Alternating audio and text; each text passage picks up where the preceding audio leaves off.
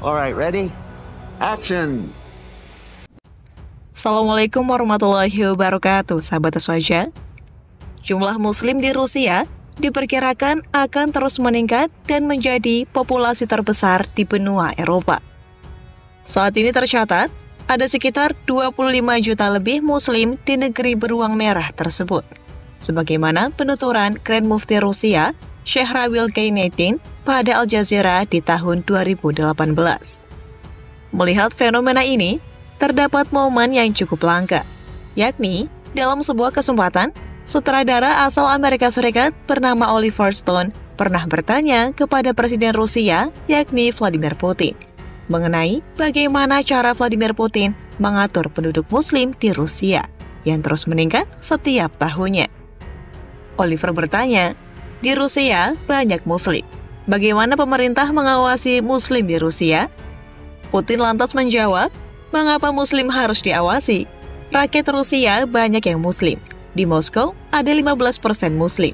Tidak pernah ada masalah, tegas Vladimir Putin. Putin menambahkan bahwa umat muslim bukanlah suatu masalah yang harus diawasi.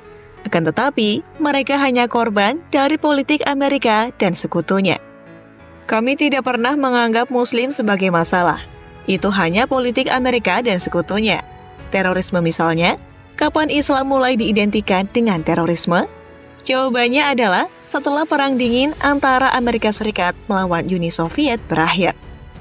Negeri Paman Sam itu membutuhkan musuh baru agar industri senjatanya dapat terus bertahan, kata Putin. Pasca Perang Dingin, lanjut Putin, Uni Soviet bubar.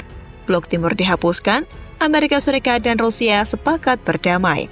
Lalu, hampir 90% pelucutan kekuatan nuklir telah dilaksanakan.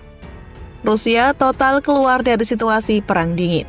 Tapi Amerika Serikat, coba Anda lihat, sampai hari ini masih mempertahankan NATO, bahkan terus memperluasnya. Saya bertanya pada Anda, untuk apa NATO tetap dipertahankan, bahkan diperluas? Bukankah Rusia tidak lagi menjadi musuh AS? Lalu siapa musuh NATO? AS selalu tidak konsisten dengan ucapannya, berbuat sesuka hati. Itulah bahaya adik kuasa tunggal di dunia, tegas Putin. Putin melanjutkan, saya tidak heran ketika Obama ingkar janji kepada Rusia dan dunia.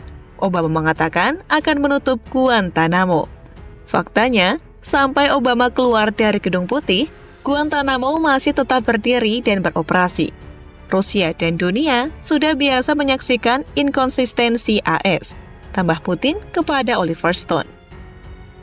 Islam dunia hari ini bernasib sama dengan Uni Soviet di masa Perang Dingin, terus-menerus menjadi korban propaganda AS. Setelah meninggalkan Irak porak-poranda, AS menciptakan ISIS untuk memastikan konflik di Irak dan Timur Tengah terus bergolak. Siapa yang bisa bantah fakta ini? Tantang Putin. Oliver Stone pun terdiam. Dari jawaban Putin ini, seolah menjawab siapa dalang selama ini yang membuat gejolak politik di dunia Islam, khususnya di Timur Tengah, hingga munculnya istilah Islamofobia. Sikap pro-Putin terhadap pertumbuhan umat muslim, khususnya di wilayah Rusia, bukanlah omong kosong belaka atau sandiwara semata. Namun, hal itu benar-benar dibuktikan Putin dalam beberapa momen krusial yang terjadi di Rusia. Di antaranya seperti tragedi baru-baru ini, ketika pusat kota Moskow menjadi target serangan kelompok teror yang menewaskan 100 orang lebih. Dan ISIS mengklaim bahwa mereka bertanggung jawab atas serangan tersebut.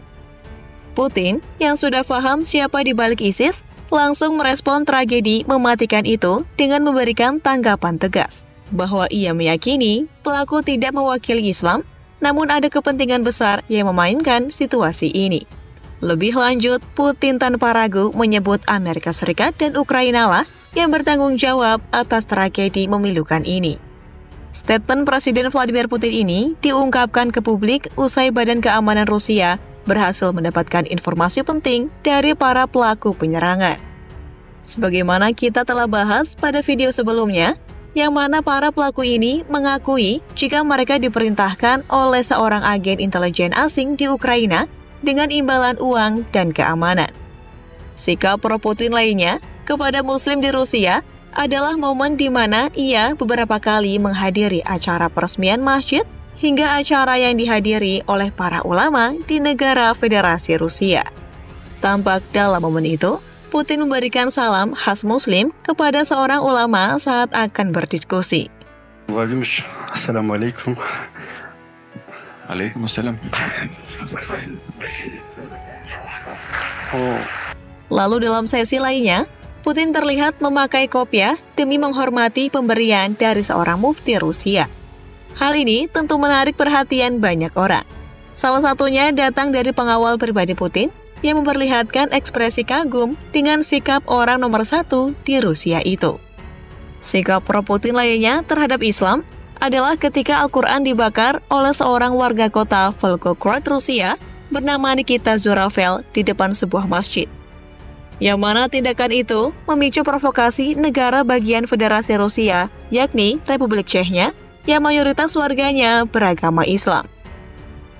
Merespon kejadian ini, Putin tak main-main. Ia benar-benar mengecam aksi pembakaran Al-Quran di wilayah negaranya. Zuravel, yang merupakan pelaku, bahkan dikirim ke Grozny untuk dieksekusi langsung oleh Badan Keamanan Chechnya atas perintah Putin langsung. Mereka akan menjalani hukuman seperti yang dinyatakan oleh Menteri Kehakiman, kata Putin dikutip Middle East Monitor atau Memo, Senin 19 Juni 2023. Sikap Putin pun mendapatkan apresiasi dari banyak umat muslim di negerinya. Bahkan, ia sampai diberi hadiah mushaf Al-Quran oleh seorang ulama di Dagestan saat berkunjung ke salah satu masjid di sana. Putin pun tampak menghormati pemberian ulama tersebut dengan mengatakan bahwa ia akan menyimpan Al-Quran ini di tempat terbaik di Moskow. Sikap pro-Putin terhadap Islam bukan baru-baru ini saja. Pada tahun-tahun sebelumnya, ketika majalah ternama asal Prancis, yakni Charlie Hebdo, membuat karikatur penghinaan terhadap Nabi Muhammad, Putin dengan sigap langsung merespon. Vladimir Putin geram dengan publikasi kartun Nabi Muhammad dan pemenggalan di Prancis. Presiden Rusia itu menyebut jika kebebasan dalam berekspresi ada batasnya. Pernyataan Putin itu merespon pernyataan wartawan dalam jumpa pers Kamis 17 Desember waktu setempat. Putin juga mengingatkan, jika bertindak sembarangan, menghina hak dan perasaan orang beragama, harus selalu ingat akan ada reaksi balik yang tak terhindarkan. Itulah beberapa informasi seputar sikap tegas Presiden Rusia Vladimir Putin dalam membela hak-hak umat muslim di negaranya. Wallahu a'lam. Wassalamualaikum warahmatullahi wabarakatuh.